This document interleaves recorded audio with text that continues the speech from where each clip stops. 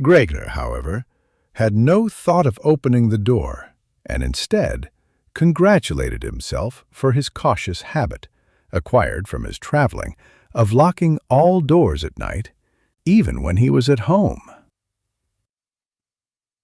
The first thing he wanted to do was to get up in peace without being disturbed, to get dressed, and most of all, to have his breakfast.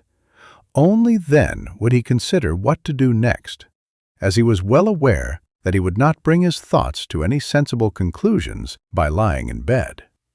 He remembered that he had often felt a slight pain in bed, perhaps caused by lying awkwardly, but that had always turned out to be pure imagination, and he wondered how his imaginings would slowly resolve themselves today.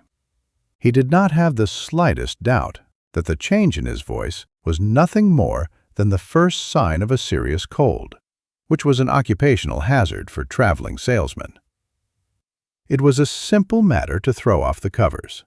He only had to blow himself up a little, and they fell off by themselves. But it became difficult after that, especially as he was so exceptionally broad. He would have used his arms and his hands to push himself up, but instead of them, he only had all those little legs, continuously moving in different directions, and which he was moreover unable to control.